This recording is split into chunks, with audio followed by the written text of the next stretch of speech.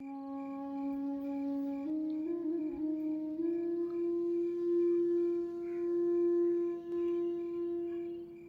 বন্ধু শাহেদ গভীর ঘুমের মাঝে হঠাৎ করেই হাঁটা শুরু করত।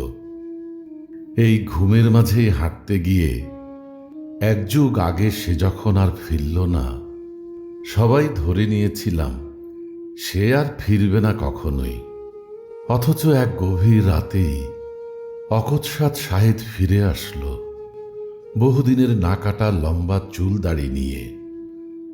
তার সন্ন্যাসী ভাবের চেহারার দিকে তাকিয়ে আমার মনে হলো সে আসলে এখনো বাড়ি ফিরেনি।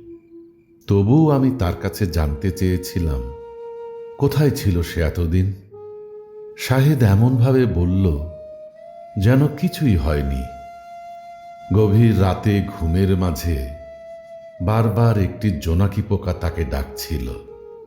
তাই ঘুম থেকে জেগে সে সেই জোনাকিটি খুঁজতে বের হয়েছিল।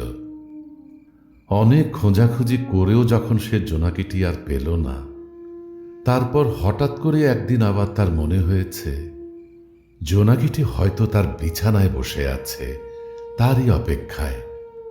শুধু জোনাকিটির জন্য সে ফিরে এসেছে বাড়িতে।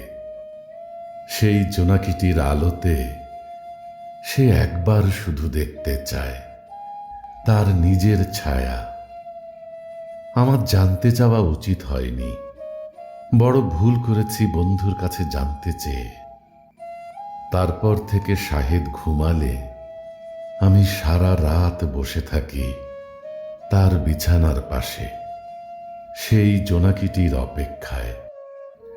জোনাকির আলোতে আমারও ছায়াটি দেখব বলে। এক একজন মানুষ সারা জীবন ধরে শুধু খুঁজে বেড়ায় শেষ রাতে উড়ে যাওয়া তার স্বপ্নগুলো আর উড়ে যাওয়া তার এক জীবন।